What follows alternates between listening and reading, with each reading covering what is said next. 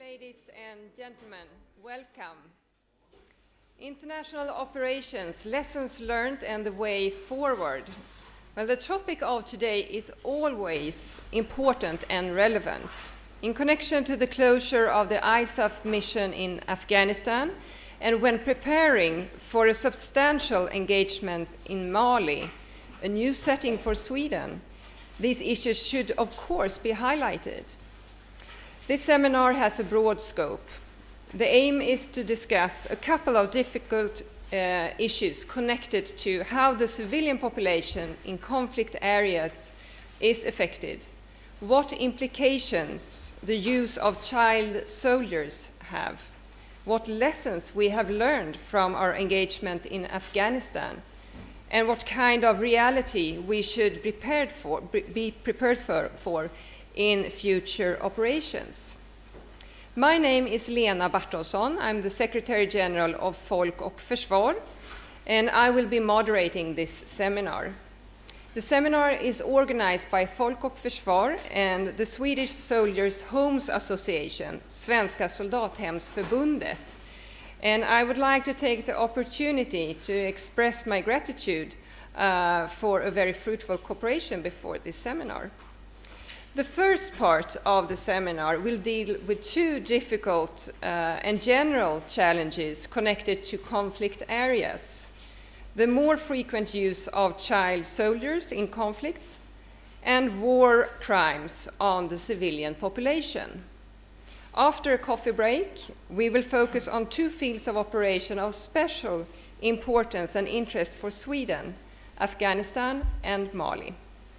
We will conclude with a joint panel discussion, and you are very welcome to take an active part in the discussions with your questions or comments. We have time for this in connection to the first two presentations and then in the concluding panel discussion. The seminar is streamed live, and that means that we need to use a microphone at all times. It's streamed on the website of Folk och Försvar, I should say. As you have seen in the program, we are fortunate to have real expertise with us. Our first speaker is General Romeo Dallaire, the former force commander of UNAMIR, the ill-fated United Nations peacekeeping force for Rwanda between 1993 and 1994. He's also the founder of the Romeo Dallaire Child Soldiers Initiative and former senator who resigned this year in order to do more public speaking time and more research. Mr. Dallaire is here to share his experiences on understanding child soldiers as an early warning indicator. Mr. Dallaire, we are honored to have you with us and warmly welcome. I now leave the floor to you.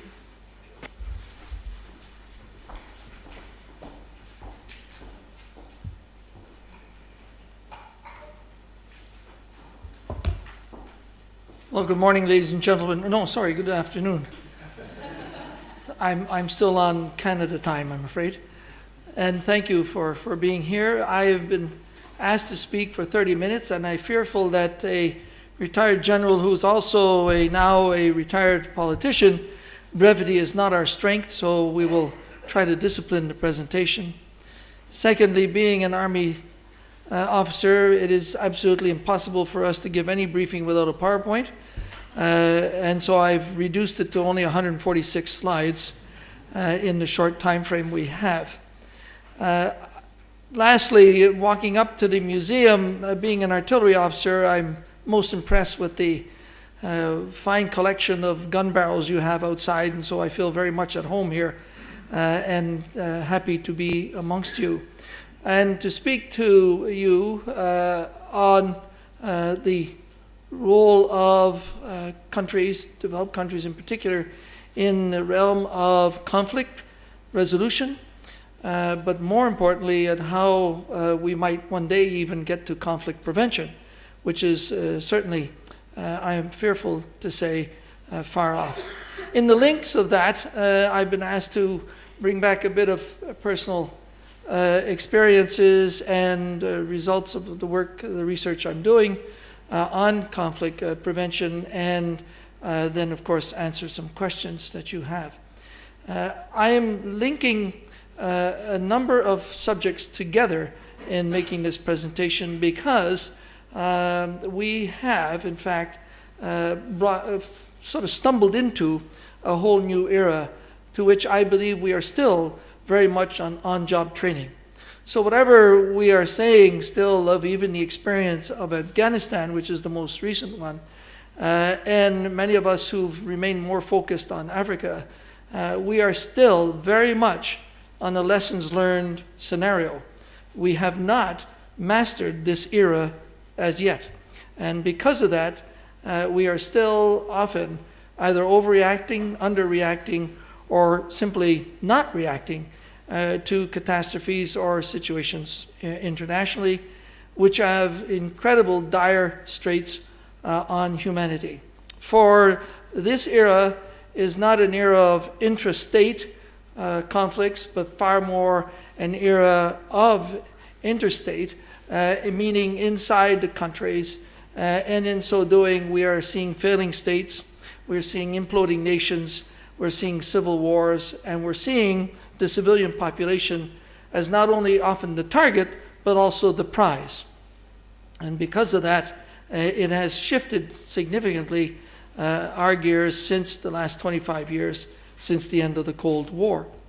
To do that and to look at that problem, I believe that one of the fundamental constructs of our era is the fact that we must find a way to invent new doctrines, new conceptual frameworks of how we're going to actually get ahead of the game and wrest the initiative from those who are, in fact, creating such havoc. And creating havoc now beyond borders, as we're seeing currently with an experience with ISIS and Al-Qaeda and others. And so with that situation and with the aim of providing information, I will sort of set the tone, if I may, for today. And with that, I thought that I would have to bring you to one of the fundamental precepts of this new era.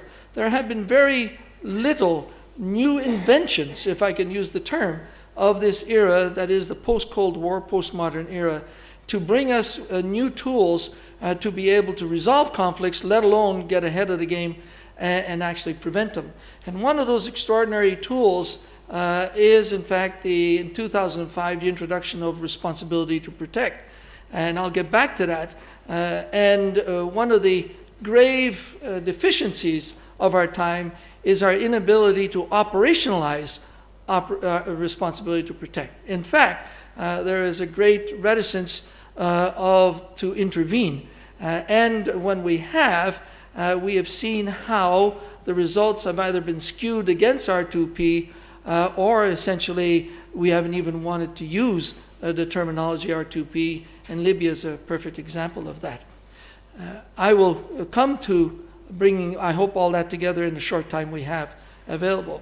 The dimension that is part of the operationalizing that I'm working on principally is the arena of the introduction on a massive scale, particularly in the last 20-odd years, of the use of youth, children, as a primary weapon of war.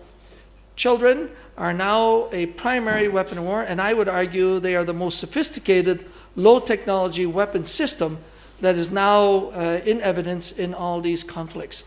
And I only bring to your attention the fact that the bulk of the slaughter in Rwanda was not done by adults, but was done by a youth militia that was the result of a political party youth wing that was transformed into an actual militia that had at its aim to implement a genocidal construct by that extremist party. And so the bulk of the killing in Rwanda was done by youth, 15 to 17, 18, 19, under the influence, of course, of adults. And so their use is not only in the realm of what obviously we see too often, the young boy with an AK-47, but they're into a multitude of employments, including some of the work we're doing right now on child piracy. over 40% of the pirates off on the east coast of Africa and more on the west coast of Africa are youth. And it's rather interesting, those of you who might have seen the movie of Captain Williams, where Tom Hanks is being played as the captain, and the 4 Somali people or pirates in there, only one is shown to be under 18, but in fact all 4 were under 18 and all 4 were killed.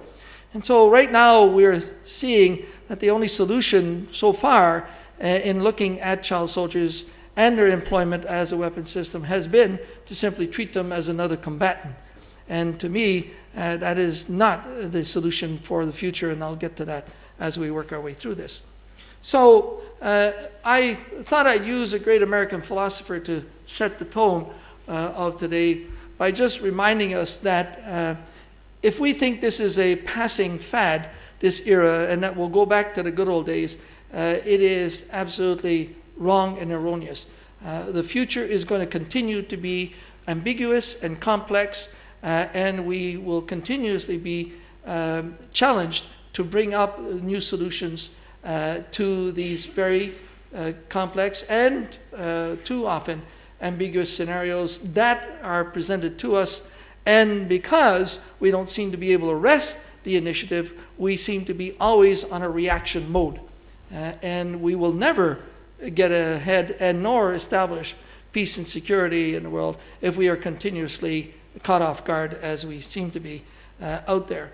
With that said, the 90s has proven to be a transferal period in which we are now seeing a continuum thereof, where there have been what I would argue a series of revolutions that have taken off in high speed during that time frame, and we are still trying to catch up with it. The obvious ones I think are there. I just wish to emphasize the environmental one, which is just starting, and it's rather interesting that although we're worried about the environment, a young student once asked me, why are we so worried about oil spills in plastic bags when we have still the ability to wipe out the whole of humanity with our nuclear capability? And I am the patron of the Pugwash movement, and in that we have argued that where is the logic of the developed world spending over $600 billion in the last 20-odd years on modernizing nuclear weapons when we're not even close to that on the environmental side? A totally useless, inept weapon system that is an affront to our right to security in the world.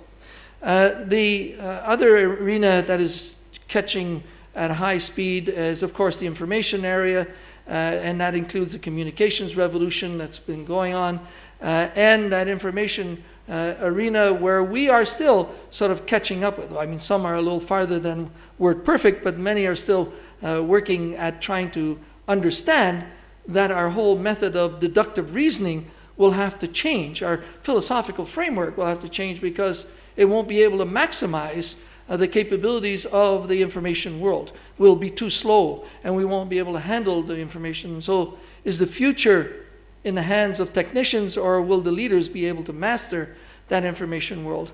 And I threw Google up there because I've always enjoyed throwing this sort of curve at people and saying, what happens if Google goes rogue? And what's preventing it from not going rogue? And is Google the tool that we really want to guide us in gathering information and building our construct of decision making? And what is Google's replacement? And who's controlling that? And are we, or is there simply a hope that it will be monitored? It might even be controlled in order to ensure that we're getting all the information we need. Because if you remember, Google now has the authority to digitize everything that's out of print with no control. And so they could fiddle with the books. And in so doing, I'm not sure that is exactly how we want to see the future. The one we're looking at today is the security revolution of our time frame and the construct that's around it. George Bush Sr. said at the start of the 90s that we would enter a new world order. I would argue we've entered a new world disorder.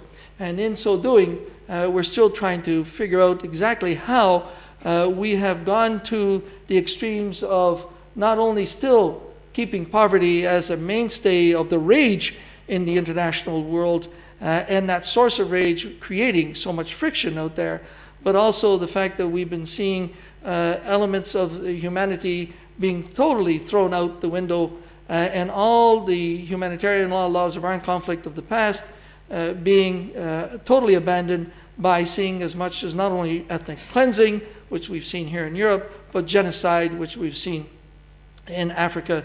And of course, we even had it, if you remember, in Cambodia. We've seen extremism and terrorism, and the psyche of the United States being so affected by having been hit at home has still maintained a level of panic in the world that doesn't necessarily respond, I believe, to what we believe in.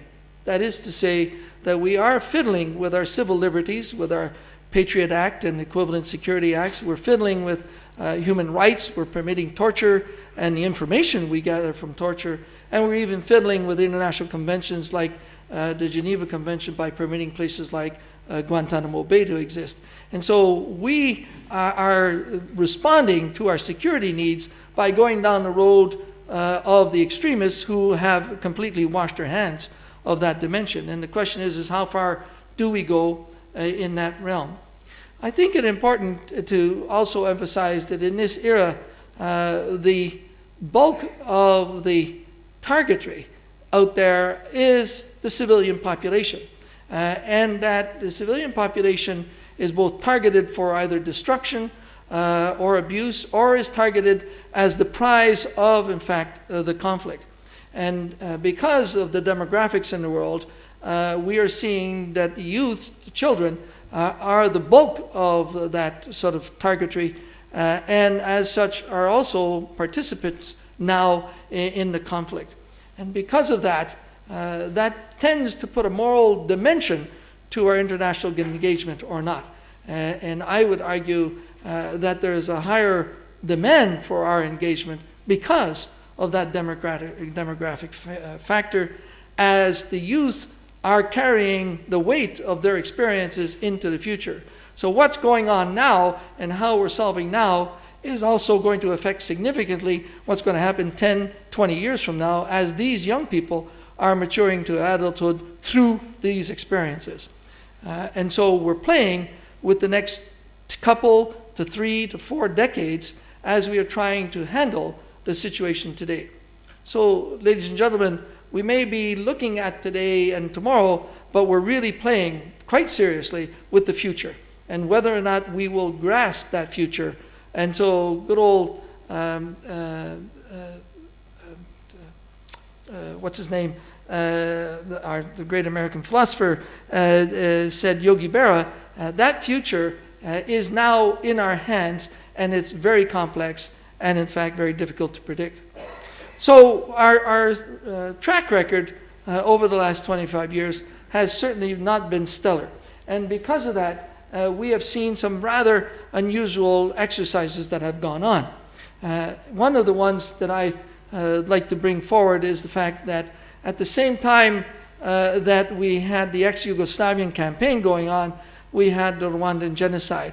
And although there were more people killed, injured, internally displaced, refugeed, and raped in 100 days in Rwanda than the 6 years of the Yugoslavian campaign, I couldn't keep my force in the field, and ended up with about 450. And yet, in ex-Yugoslavia, we deployed 67,000 troops. What are the criteria that we used to establish that? Have we actually established a pecking order in humanity in our responses? And is self-interest still the dominant thematic as we see it short-sighted, or is humanity and the self-interest of humanity out there? And I would argue right now that we're in a case where we're not necessarily looking at humanity as all humans being equal, and that we are, by our reactions or lack thereof, setting up that pecking order. And right now, the lowest rung of humanity is the sub-Saharan black African. And so with genocide being the extreme, and we've lived it, and peace not being quite evident, we are in an era of trying to cover that full spectrum. And because of that, it becomes very difficult when we are trying to actually grasp what is actually the response that we're looking for. And I would argue that not returning to the fundamental precepts of what humanity is and simply looking at it from a self-interest dimension will not meet our requirements. One of the components that have created this new era is the fact that we have stumbled into it with very little, if no preparation. We're still trying to grasp it, and we're still trying to convince ourselves that the other side, whatever it might be, will not go to the extremes as a constant measure that we have been seeing over the last decades. I would argue that they will continue to do that, for they do not believe in any of these precepts whatsoever. None whatsoever. And so the ability for us to face a threat that has absolutely no references compared to us is, of course, of an extreme difficulty. We knew during the Cold War what the Warsaw Pact would be. We knew what their ethos was. We knew what their principles were. We knew what sort of rules of the game they would function with. However, in this era, the extremism and terrorism play by none of those rules. And so to what level will they go, and to what initiative will they bring forward into the threat is still out there. They're still inventing it. And so we have still found ourselves in that reactive mode, because often we simply won't accept the fact that we have a completely new threat which requires a complete new set of circumstances. Because of that, we have not been able to give those in the field the tools they need to, in fact, wrest the initiative from the threats. And so we, on the contrary, find ourselves in an era of constant dilemmas, ethical, moral, and legal dilemmas, as we try to apply what is being written down in either mandates or instructions or orders that we receive from the nations, capitals, or from international bodies, be they regional or the UN as an example. And so with that, we find that we are either trying to react or maybe not reacting at all into some of these realms, and including the fact of not being able to adjust to some of the new complete threats that are out there. And because of that, we have been creating problems amongst our own forces. As an example, the use of children has created casualties amongst our own. I recently was discussing or interviewing with a sergeant who had been 12 years in a reconnaissance platoon of an infantry battalion who had done 2 tours in Afghanistan, who is suffering, of course, from operational stress injury, PTSD. And he was describing to me that in 2007, they were facing more adult Taliban and threats than anything else, of the variety that we, of course, know are throughout the field of operations that is there. But that by 2010, they were facing more child soldiers than they were facing adults, and that more of the children were being used in the conflict. And that has affected him significantly because he was a sniper. And so how many kids can our people kill before it starts to create a significant psychological casualty in our own people, where they now come back and they can't even look at their own children because of that. So the introduction of a new weapon system into the inventory on a massive scale has not brought about the introduction of new methodologies of how to meet with that threat, except for trying to treat it as an old one, and not necessarily very successfully. It's being used significantly and massively around the world, and because of that, we're finding that it is exceptionally difficult both in state actors but also in non-state actors. We'll talk about Mali later on. I have been discussing with the force commander and the SRSG of the Mali mission on how to retrain the forces that are deployed there, as they have been facing essentially child soldiers. And the reaction of how their forces are to meet that challenge has been varied at best. with the arena that we're into, one of the only few changes that have been brought about was the debate around sovereignty.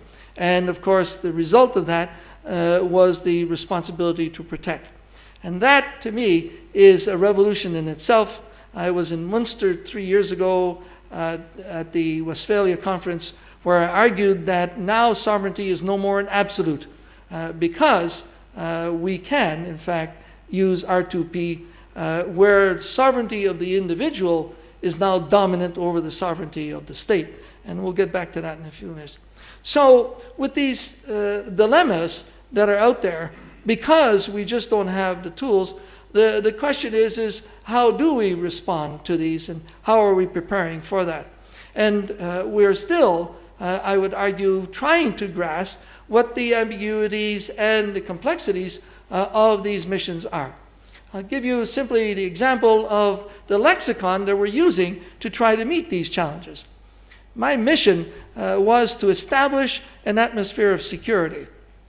And you'll read it throughout a number of mandates that are still ongoing right now. And that is quite a different mandate, or certainly a different construct, than what I had for 30-odd years in NATO, when my sort of mission statements had verbs like attack, defend, withdraw, bypass, and the like. So what is establish an atmosphere of security? What's behind that? First of all, what does establish mean? Do I actually defend the country when I'm demobilizing both belligerents against a third party? Do I simply observe it? Do I note it? So what does establish? To what extent do I push the security factor in establishing? And the second aspect of that mission statement is an atmosphere of security. Well, what is an atmosphere of security? Is it a police state? No weapons? Is it an interactive operation? And so we've created a lot of mission statements. We've created a bunch of words, but there is no fundamental conceptual framework behind them. There is no doctrine behind this stuff. And we're still writing it, because we're still trying to figure it out what the answers are, but we're doing it by experiential dimensions in the field, and not by a far more rigorous intellectual debate that I believe that should come within the political, within the humanitarian, and within the military construct. And so with, however, this new arena, a demand for new skills are being called upon. And on the military side, it has put some significant questions in front of it. I was in Berlin 10 days ago at an MSF conference on, in fact, humanitarian intervention. And it was rather interesting that the International Red Cross representative said that military have absolutely nothing to do in any humanitarian activity. And we are seeing on the military side a big debate on whether we have a role to do in either the international development or humanitarian side of the house, apart from purely protecting.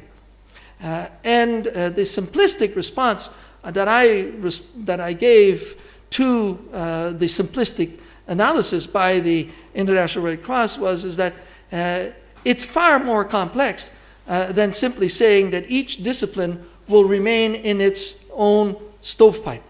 There is no such thing anymore as the stovepipes of the past, where they can function totally independently, because today we don't have that realm of sequential activity. What I mean by that is the following. Previous conflicts evolved in a sequential framework in which first the diplomatic political side did their thing. If it failed, then the generals were ordered to take the youth of nations, go and fight and win. And after that, we would go through a reconstruction, a rehabilitation construct in order to restabilize the peace. Well, in the era which we are in, all those things are going on at the same time. And so if they're all going on at the same time, can they all work independently? And I would argue that not only can they not work independently, but they've got to go beyond the personality-driven dimensions that we see in the field. We see personalities in the field making cooperation, coordination, collaboration work. But that's very tactical and very punctual. We have not seen a new integrated solution. We have not seen a multidisciplinary solution to a new dimension of conflict, which is, in fact, conflict in imploding nations, failing states, based on ethnicity, tribalism, religion, or simply power sharing.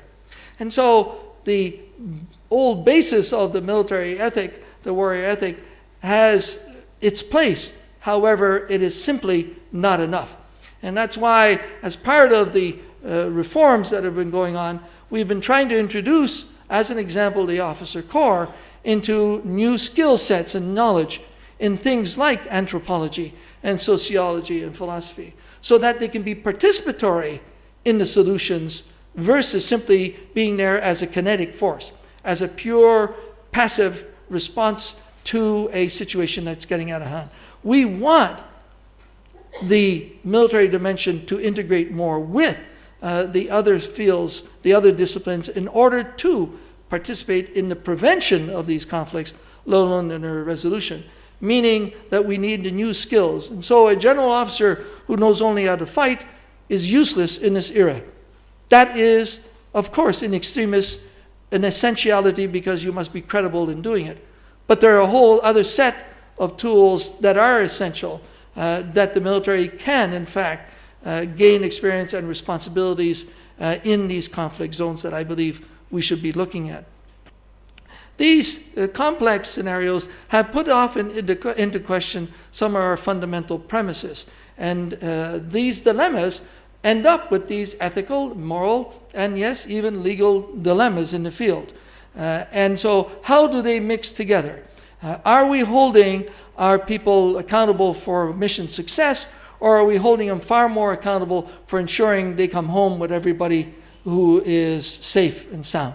Are we actually wanting to see that success, or are we actually more worried about casualties and the impact thereof on us?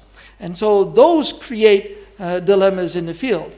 When Boutros Ghali, as an example, ordered me out in the third week of the genocide because the ex-colonial power said that we were going to be wiped out, the few 400 that I had left, and in fact we were seeing the deployments thereof, I refused to leave. And that created quite a quandary, because first of all, he hadn't been used to anybody saying no to him. But the second thing was, is his order was legal. He was right. The international community could not handle 450 Blue Berets killed in Rwanda. It could handle 10,000 Rwandans killed in Rwanda a day, but it couldn't handle 450 Blue Berets killed. So in that sense, he legally ordered me out. However, that legal order was immoral, because by then we had over 30,000 Rwandans under our protection. And one force had already pulled out before orders, and 4,000 were slaughtered in a matter of hours. And so we might get legal orders, but they may not be moral. And because of that, we find ourselves more and more pressed against these dilemmas that are still out there in the field because of lack of, I believe, a conceptual framework for us to work from back home. So the old tools that we've been using in the past simply don't seem to be working. And the question will be, what will be the tools of the future? And how will we be able to bring them about? What will be the doctrinal framework of the future? And I'm being pushed by time here, and I still got 100 slides, but I think that one of the arenas that we are very ill-skilled at, and I'll go back to it, is the arena of the NGO world, and how we are being able to function with them. They are an integral part of the solution. However, is the NGO neutrality question still valid? Is the humanitarian space between the NGO world and the military or the security world a valid argument today? Are the NGOs actually ethical? Is it ethical to use 10% of what you're bringing into a theater to help the population, giving it to the belligerents in order to get 90% of it through? Is that ethical? For that 10% that you're giving to the belligerent is sustaining the belligerent's ability to continue the fight and to continue to create even more casualties. And so the ethics of the use of the material in the conflict zone and how it's being used with the belligerents is in question. I also question their whole construct of using security companies for their security and not military.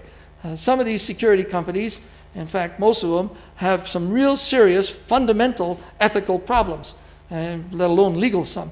And so what is their loyalty? Where are their frameworks? And to what extent can you actually accept their capabilities in the field? And so very rapidly, we've got options into the future, ladies and gentlemen, as this country is looking at its employment in the international realm of peace and security. If you're a Canadian, the first one is an option because nobody knows we're there. In fact, if you ever in the United States and look at a weatherman's map in the United States, you will never see anything north of the United States. We just don't exist. And so we've gotten away with the fact of building a country that had, as a principle, no one would really ever attack us. That's not going to work anymore. The second option was the post 9/11, where the Americans wanted us to build a fortress North America and don't let anybody in with a black mustache and so on.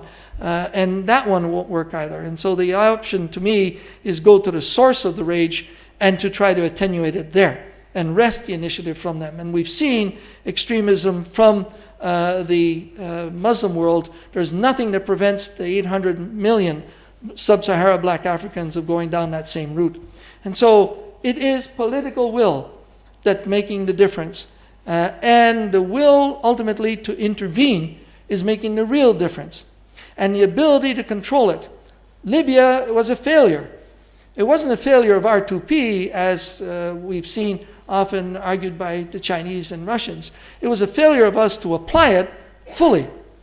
The day that Gaddafi said, I'm going to crush these cockroaches, was exactly the words used in Rwanda, and that's the day we should have had boots on the ground separating the population from the Gaddafi forces, early on, like we should have done in Syria, and not permit the civilians to fight, to be armed, to be reinforced by all kinds of mercenaries, to bleed, and now to have a completely disorganized construct of trying to rebuild the nation, because some have bled more than others, and their infighting is now at an impossible level.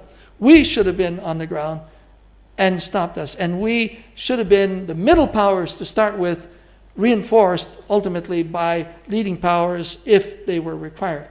And that, ladies and gentlemen, is the essence of the future, is getting us into the field much earlier in order to respond to it. And so these are the constructs that are out there. Until we build strategic command and control, strategic planning for the Security Council will be caught off guard by the NATO headquarters, who never ever spoke to it during the Libya campaign. So no wonder they didn't know what the hell was going on. And if that's the case, without a strategic capability to the Security Council, people will be reticent of wanting to provide assets to it.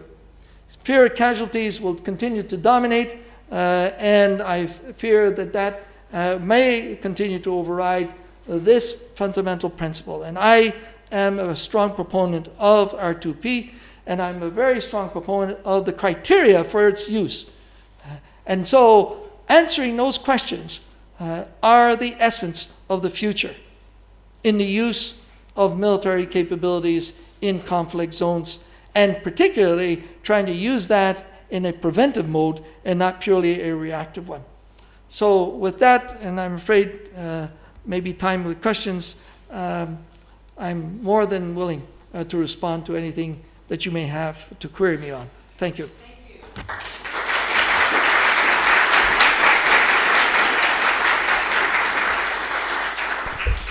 Thank you very much for your very strong and important message here today. We have a couple of minutes for questions, so please raise your hand and we will have a microphone coming to you.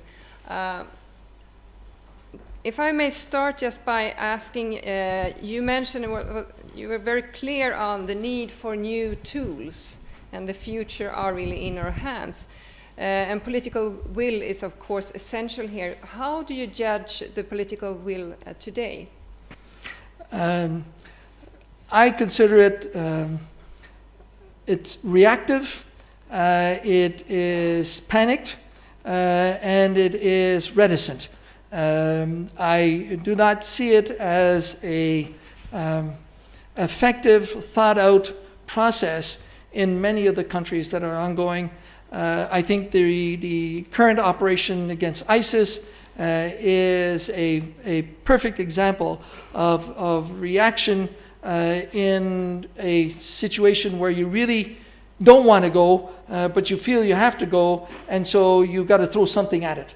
And if we think that's going to actually resolve the question, I think that is an exact demonstration of how it's going to get worse. I think that the response to ISIS and how we're doing that coalition outside of the UN to start with is a perfect example of how we're mortgaging the future by providing more assets to the belligerents to be able to be stronger after. And so there's only two options there. You either don't go, maybe, of course, provide humanitarian support, and I certainly would agree with that, but you either don't go into the fight or you do go, and the only option in doing is to reinforce on the ground the local capabilities, not only by training, but actually by engagement. And so it's not I would say, it's not world powers coming in to invade as much as participating in supporting an intervention in the arena. And I would end that by saying that I believe that the middle powers are getting away scot-free in this era. I think that we're continuously pushing the Americans and the big powers to keep tripping over each other while the middle powers are sort of gauging where they want to sit. I think that countries like Canada, Germany, Japan, and a number of others who are waiting for the big boys to decide is a perfect example of our inability to bring innovative solutions onto the field and do it early and with confidence. Thank you. That's my short answer on that. Okay, thank you. We have time for one question now, but then Mr. Dallaire will come back and join us for the concluding panel discussion. So please. Thank you, sir. Is it possible to expand on the preventive mode, the factors that lead to child soldiers? I would suggest child marriages and prostitution as being factors that are not, of course, they don't every time lead, but they can be a clue for society's acceptance to child soldierhood. Yes, well, I think, first of all, I believe that human rights is not a Western construct, it is a humanity construct. And that as education and so on brings forward, people come more and more to acknowledge that human rights are a humanity level construct and not a Western sort of experience. Also, the optional protocol on child rights says no one under 18 is to be recruited or trained or used in operations. I believe that to be a responsible construct only because it is part of the development of young people to be able to be in a position by that age and a little older to take far more knowledgeable decisions than at a younger age. And so the social, economic, cultural framework in which many of these countries find themselves, where they can marry at 13 and they're an adult at 15 and so on, may be their construct, but it is not a humanity level construct. And so I agree that they can lead to the use of children in conflicts, but they are not the premise of what we see humanity continue to advance to. So the child labor, child marriages, and a whole variety of these endeavors, yes, make that easier for people to recruit them. Also, their availability in numbers, because of the demographic, make it just all the more easier for them to recruit. However, that doesn't make it right. On the contrary, it proves that society has got it wrong, humanity level-wise. And that's not pretentious on my part. I think that you've got to build some global references. The generation under 25 right now, I'm calling them the generation without borders, because they're already global. They're already with the communications revolution. They don't see boundaries and so on. They seem to be able to grasp human rights from a humanity sense and not from a pure local sense, like environment and things of that nature. And so I believe we're slow at trying to meet up with what their interpretation is. And my last point is on the child soldier dimension, is that all the work we've been seeing, just to get back to the preventive mode, all the work we've been seeing, the massive billions that have been invested on child soldiers has been at the tail end. That is rehabilitation, reintegration. I mean, I was extracting child soldiers in 2001 in Sierra Leone and so on. And all the money was, the NGOs were all going to rehabilitate, reintegrate. And so the work I've been doing since 2004, since my initial research at the Kennedy School, has been, I'm not looking at the tail end, except on re-recruitment. That is a real problem. It is on the front end. Why are they being recruited? So how do I prevent them being recruited? And then, once they're used, how do I neutralize them as a force? How do I make them a liability to the adults who want to use them without killing them? We will kill some, but without killing them as a fundamental premise. So it's the front end that's gotten no help. And that can be everything from social economic dimensions, yeah, but security dimensions, and just teaching kids not to get recruited and how to avoid that. And so that's how I think we can prevent their use, is engaging there. But few people want to help in investing in that. Because when I'm going to the non-state actors out there, and I'm talking with a my commander and telling him that I don't see how he can call himself a leader when in fact all he's using is kids, and insult him to his face in front of his own, and make him look like 5 cents. That is effective if I can get out of there fast enough without getting shot. But it's not necessarily always working. But that's what we got to be aiming for, is to go to the source of these things and eradicate it there. And it's just the same thing with ISIS. We can kill a whole whack of them, but if we don't go to the source of what's instigating it, which means going beyond that region to where the intelligentsia, and it's the same thing, and I'll end with Rwanda. General Kagame, President Kagame, has a force close to 100,000 that he could deploy. He's got that because there is still a threat of the extremism coming back. The reason that threat is there is because the leaders, the intelligentsia behind the genocidal construct of why they didn't want to share power with these guys, and the way was to get rid of them, the Tutsis, that construct, that intelligentsia, is still free. I, in front of the international tribunals, I got all the guys, the bad guys who were in the field. But the real ones who thought it up and planned it, they're still free here in Europe. And as long as they're free, there will always be a threat. So as long as the intelligentsia behind this stuff is there will be a threat, no matter how many you kill. Thank you. Mr. Dallaire, thank you so much, and we look very much forward to listening more to you in the panel discussion later on. Thank you.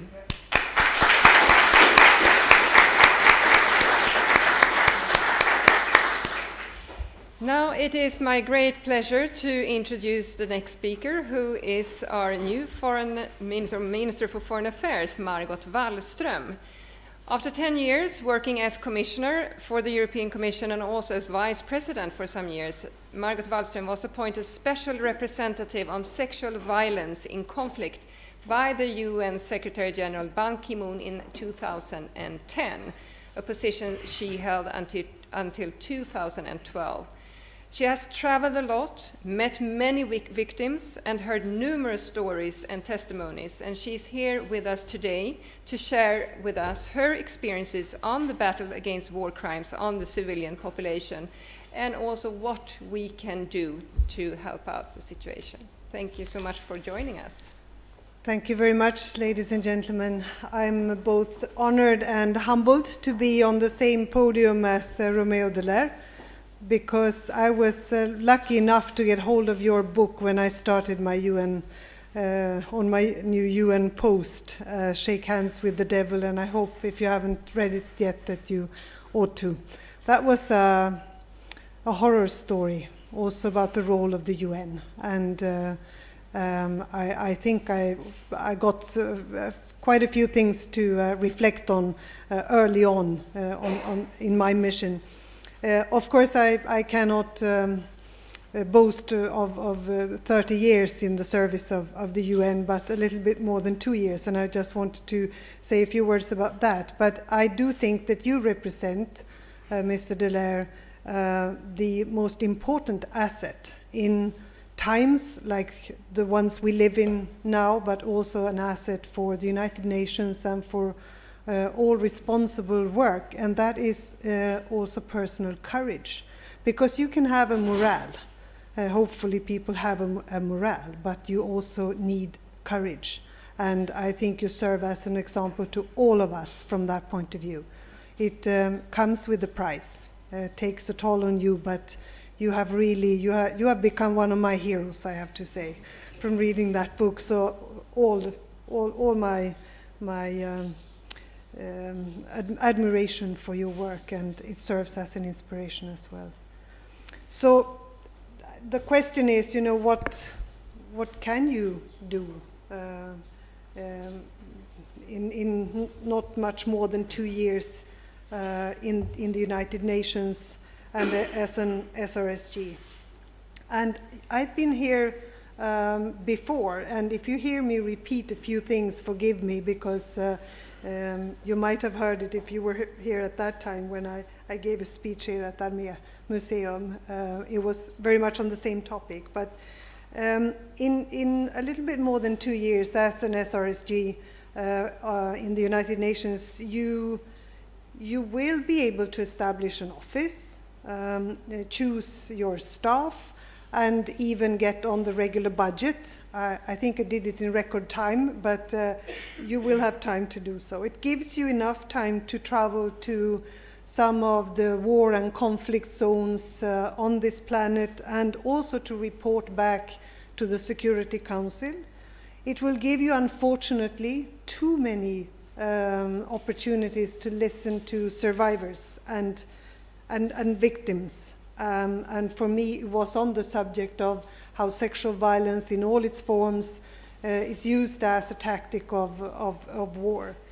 It will be stories of desperation, despair, on suffering, but also about hope.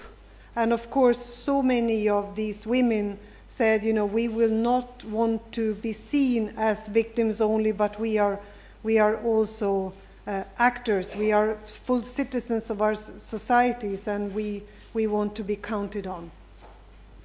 And a little bit more than 24 months also gave me the opportunity to meet with and mobilize governments, ministers, NGOs, and media in the fight against sexual violence.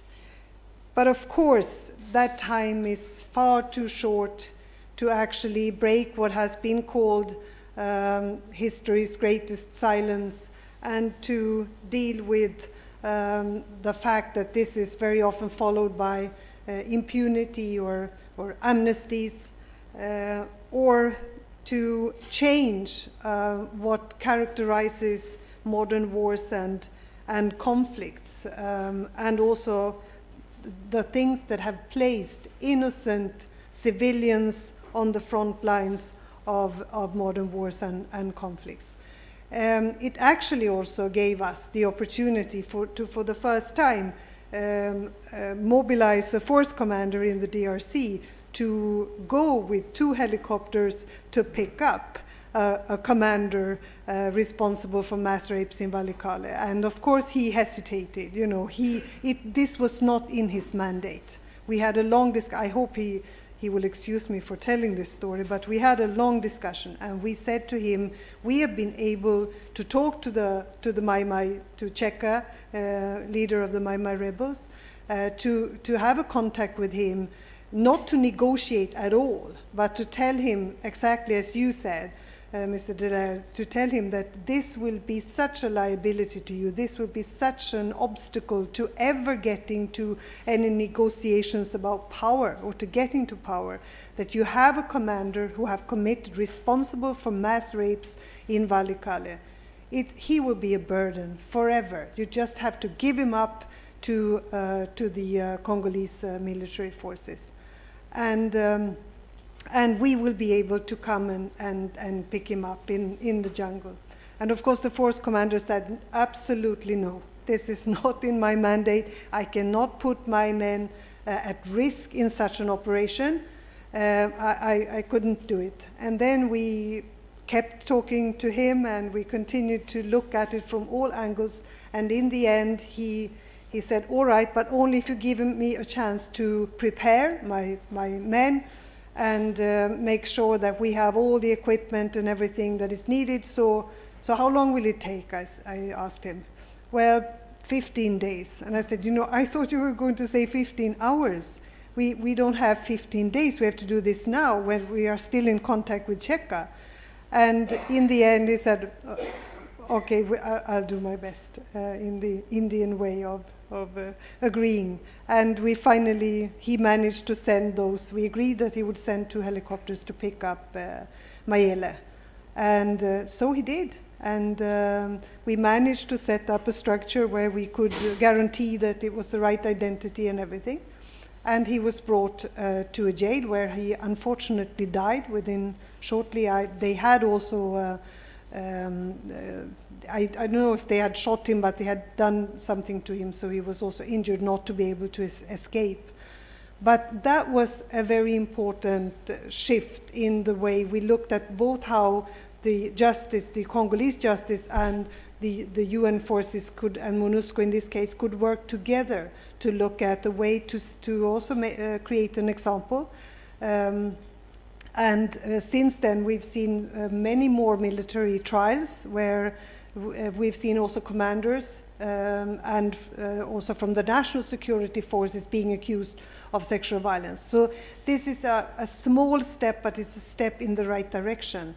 And it's actually acting on what we know. And this is also, in some cases, of course, prevention, because it deters others. They see that it will not be followed by complete impunity for this kind of crimes. We learned, my team and myself, that we had to deal with 3 misconceptions about this conflict-related sexual violence. The first thing is that it is inevitable. That, since the beginning of history, this has been looked at as collateral damage. Boys will be boys. This is what happens in war. You just have to register and count on it because it's inevitable. It is not.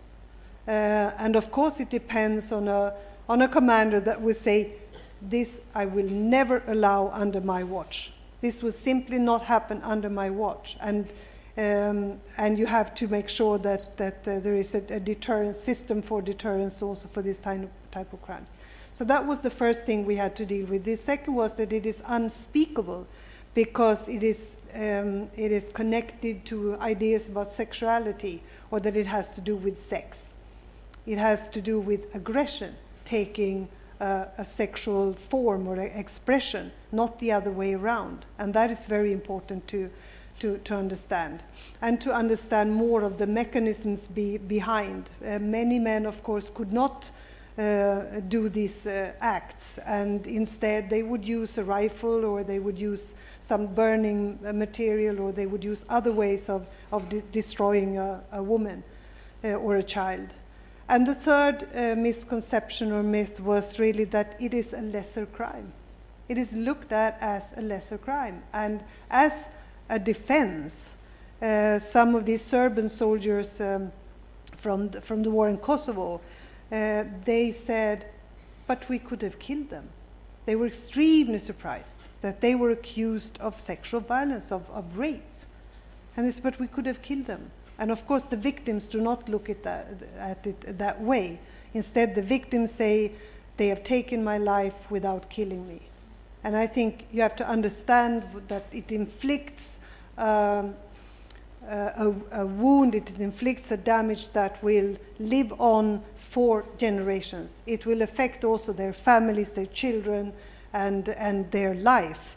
And still, if you visit Bosnia-Herzegovina and meet with some of these victims, they still tremble when they tell their stories. They still meet their aggressors in the bank or in the shop where they live, and they smile at them, or they scorn at them and scorn them, and they of course make the war stay, although invisible or under the surface.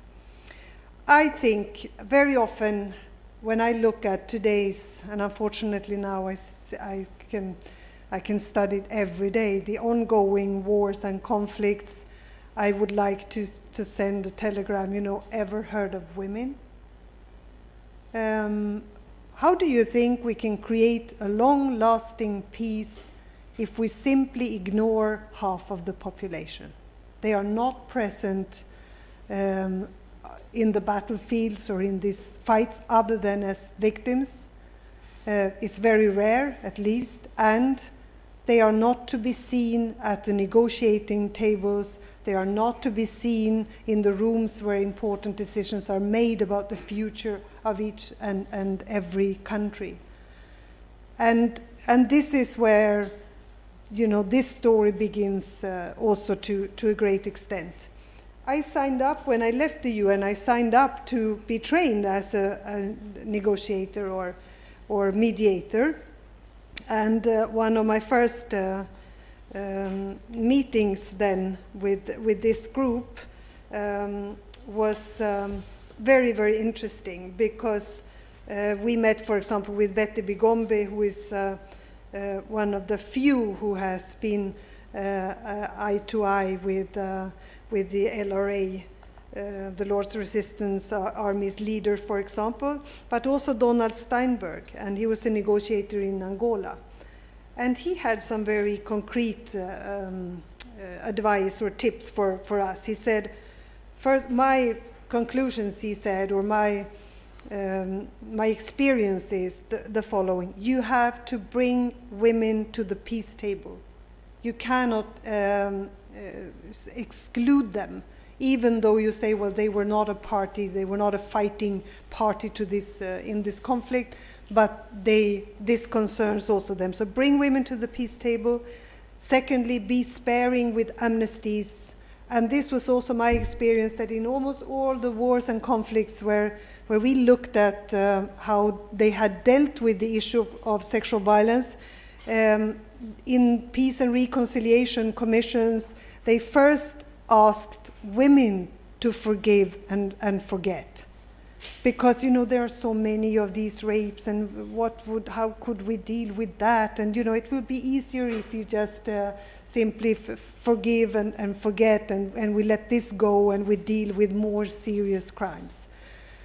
But his advice was be sparing with amnesty. Thirdly, apply a gender lens and make a gender analysis.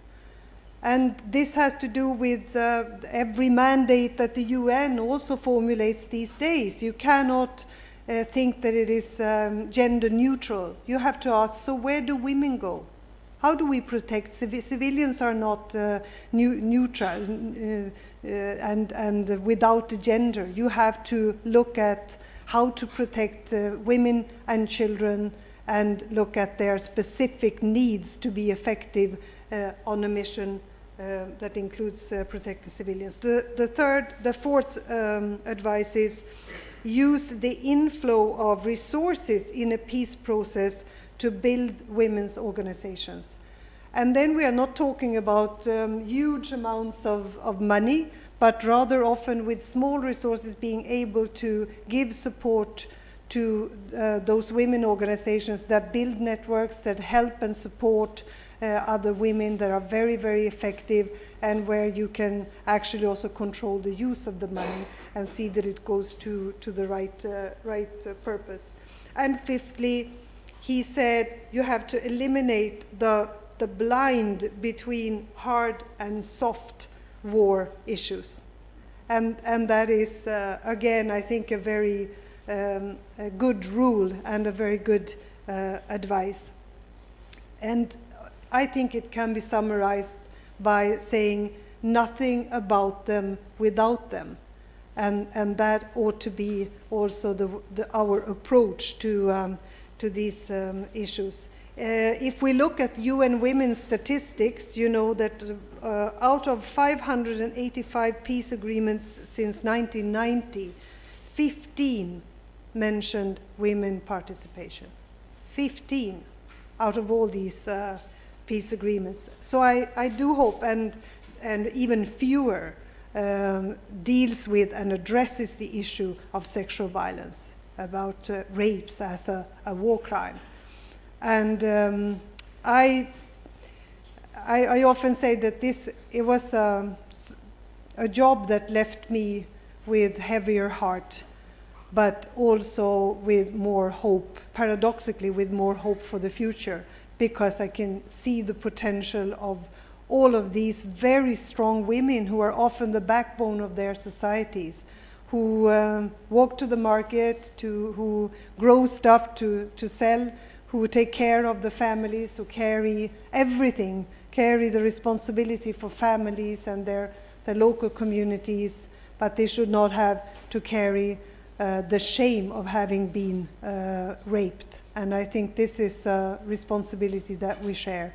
I think we've seen, I'm afraid I don't have the same kind of worked out pictures or slides to show us as you had, Mr. Dallaire, but it is very important to structure our work, to structure our thinking for the future. And the last time we met, I'm sure you don't remember that, we were a lot of people there, but that was in a meeting in New York about R2P, the responsibility to protect, that I also think can help us to lift our eyes into the future, to lift our perspective, make it more long-term, but also really look at what ought to be the responsibility of the international community, and to step in when it fails, when the nation states fail.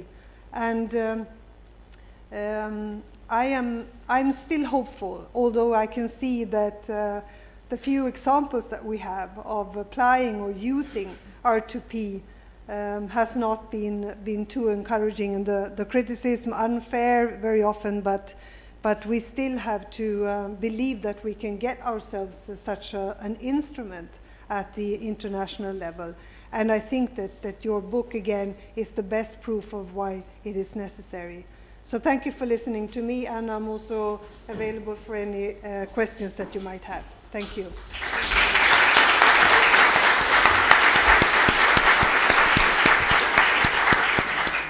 Well, please stay, so we can have some follow-up questions.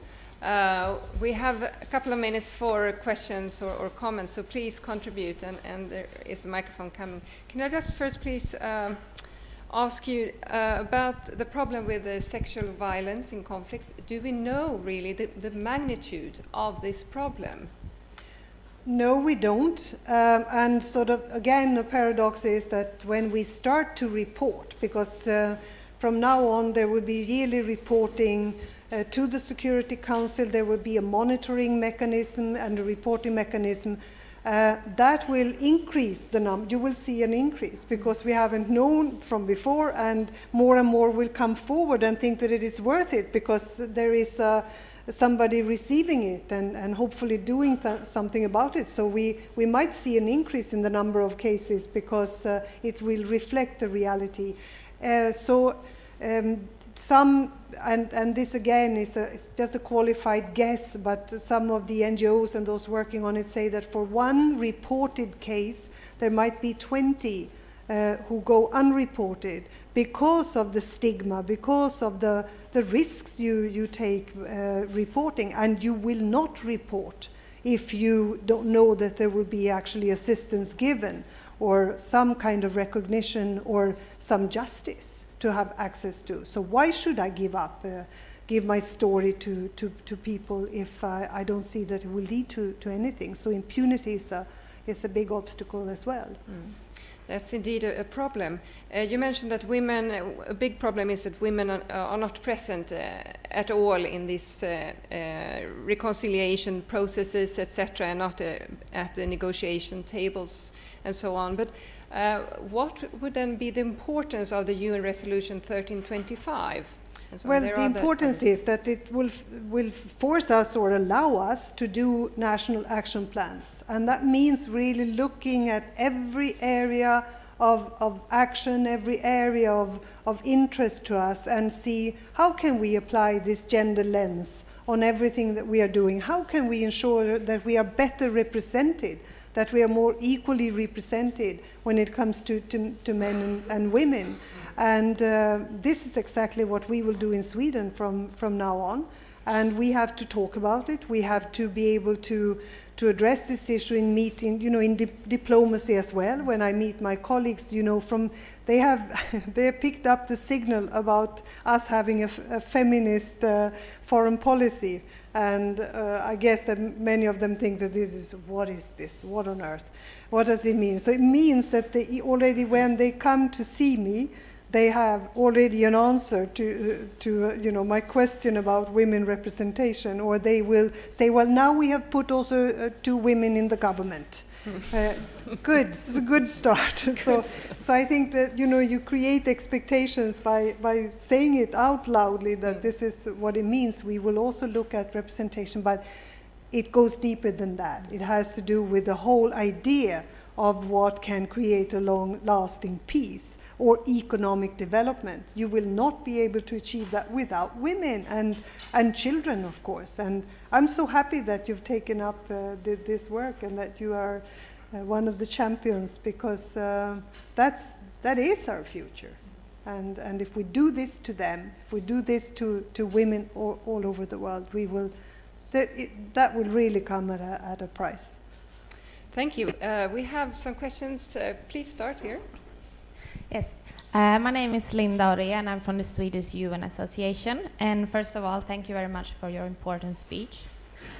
You talk about women in conflict situations, and my question to you is if you will argue for Sweden to send more women to UN missions. Absolutely. This is, again, one of the things that we will look into, how are we represented? And this started one of my first days on the job, that I looked at how we, when we send people out, so where are the women? Does this mean that we send an all-male delegation to do this or that? So this will be part of, and I must say that we have fantastic people also in the Foreign Ministry, and they are clever enough to pick up also this political signal. So they are already working on looking through how we are represented and what we can do to ensure that there is an influence for all of these issues. So that will definitely be part of it. And I think also when we look at the National Action Plan and renewing our 1325 National Action Plan, this is also one issue that will be picked up. Okay, please. Thank you very much. Linda Engvall from the Nordic Center for Gender and Military Operations. Thank you very much for the speech, and also to General Dallaire. It seems there's so enormous progress on the policy level in New York and in The Hague, and through your amazing work and on the progress of the international criminal law on eradicating immunity for sexual violence in conflict. But what is the trick of transferring that to actual implementation on the ground?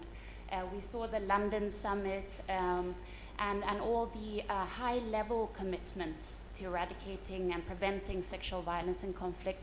But still, in the cases of Nigeria, etc., you see months and months go by without action taken on the ground. Would you share some guidance or thoughts on that? Thank you very much. Well, I think you have to change military doctrines. you have to mobilize not only the retired generals and the retired force commanders or retired military leaders, but you have to make sure that this is seen not as a women's issue, but as a peace and security issue. Be defined as such, and that means looking at it at every level. You have to start with the military and political leaders to create an ownership for this issue. And if you ask me, I think it should be as bad as desertion. And of course, I don't mean that there should be, a death penalty on it, but I really think that that is how it should be looked at, as bad as desertion. And I'm hopeful that there will be also some military leaders who will stand up and say, I guarantee that under my watch, this will not happen. I'm willing to sort of form a new organization or a new movement of also military leaders who will do everything in their power to stop this. But then the rest is also training, the rest is all the things that you have to do that will only provide result further on. But I think a lot has also already started. You do not change it in a coffee break, but we will just have to continue to do our best. And to fight impunity is, of course, on top of the list also on the things you have to achieve. The awareness about this in Sweden is quite high, or do you agree on that? Yes, I think yes. We can say that we are very much looked at as role models. Our systems of, our national security forces, the gender training that we provide, how Swedish police behave, what have you. It still doesn't prevent also military or police from raping, but at least there is we have a good, I think, a good platform. But there are bigger problems in other countries, for sure, when it comes to awareness about these issues. And how do you see that we can boost interest and awareness about this? Can we do something? We do, and we provide also people who help to train national security forces around the world, and we have institutions in Sweden as well who do this on a regular basis. So I think we have already an important role together with countries like Norway, and they have also their first female force commander now, I think, and that's really good. So we should just continue along those lines. Okay. Yes, we have a comment here. We have a microphone coming here. Forgive me, Madam Minister. I think you raised it most appropriately. In a sense, rape is now a weapon of war. It's no more a couple of soldiers on the fringes. This is a deliberate new weapon to destabilize a society and to construct and to, as in Darfur, to even create a new society as the Janjaweed are raping the African-based Darfurians. So one, it's a weapon of war. So how did you look at that as a weapon of war, and how the International Criminal Court is not doing too well on fighting that impunity? But the other thing is that how is it possible that we will permit missions to have fraternization with the local population and then say that we don't actually engage in using young girls when we permit fraternization? Women don't fall in love with peacekeepers because they love them, because they need money. Women will go to extremes to protect their families, get food, and so on. And so how do you instill this non-fraternization concept also in there? Resolution 1960 means that and that was very important to get that passed, because it gives us access to all the Security Council's tools in their toolbox, including sanctions. And that was very important. And also to refer cases to the ICC with of course, sexual violence as one of the accusations. And you can see now that is the case. The current cases in front of the ICC also carries allegations of sexual violence and rape. And Jean-Pierre Bemba and others have already been, or Taylor, Charles Taylor, has already been convicted for sexual violence. And that is important, you know, that it doesn't, to rape women does not lead to the corridors of power, but actually to a cell at ICC. And I think those signals are extremely important. You have to use the mechanisms, the fact that we have conventions and international laws that covers also rape and other cases of sexual violence. So we have all the normative framework already. Now it's a matter of using it and implementing it fully. So we need more of these examples and more of these cases brought in front of the ICC and also to the Security Council directly. And more of sanctions because of this, because of using sexual violence as a tool. The other issue has to do, of course, with, you know, the behavior, and every case of a UN soldier going to prostitutes or engaging with girls who come wanting contact at the camp, etc., will destroy so much of the credibility of what the UN does. And that's why there is a zero tolerance policy also for this. This was not sort of directly part of my mandate because we engaged in a different way, but it is definitely a task for the UN, for the whole of the UN and for the leadership. And Ban Ki-moon himself was very clear about this. So the rules have been, I think, become much stricter, but the problem is that the UN does not have any power against the member states. So the only thing they can do in most cases is to send the soldier home. And back home, well, the legislation is, you know, it may not be the same attitude towards rape. Or going to prostitutes, and this is the problem. So if there is no punishment there, this will just continue, and we are the UN will seem very, very powerless. But at least they react much quicker, and they make sure that they follow up on the zero tolerance, and that has to be signaled immediately. Again, you know, this has to be made clear to everyone. And force commanders are very important, but also the SRSGs, or the ones responsible on the ground for a mission, the way they sort of install rules, and there are stricter rules about this, you know, red zones where you are not allowed in and so on. But there is still much work to do. Thank you. We have a question there. Anna Karin. Was it? No? Okay. Okay.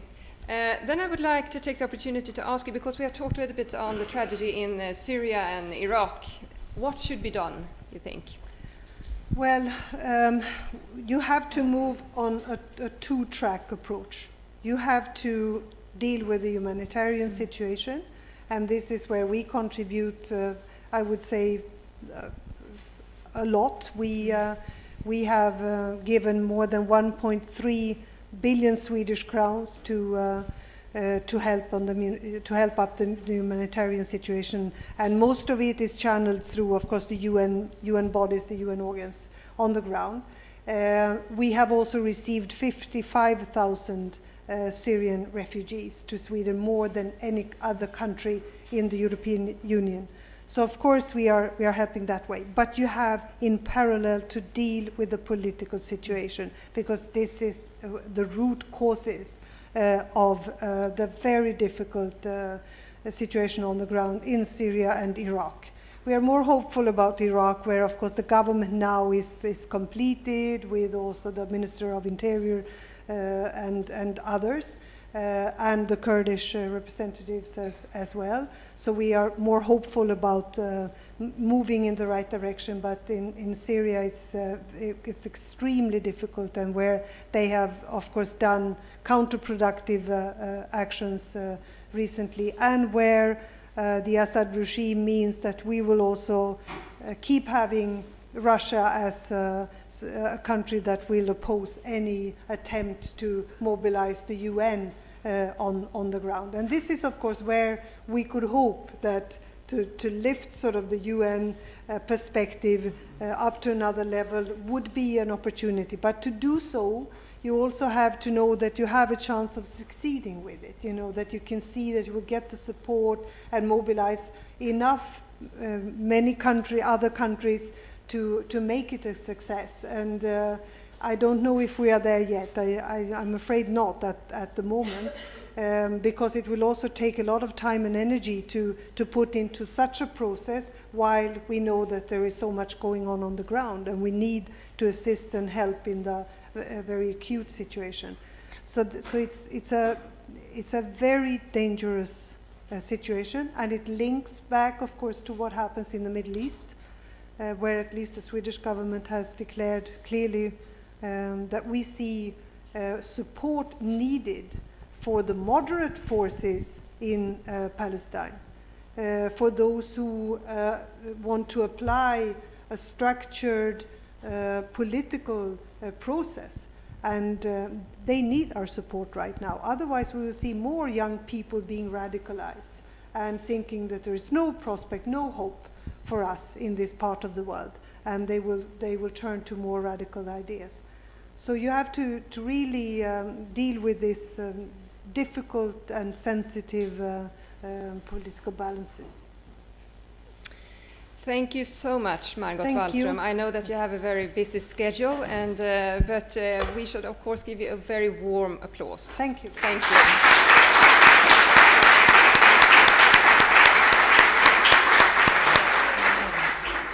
Before continuing the program, we will have a coffee break for 20 minutes, and the coffee is served in there.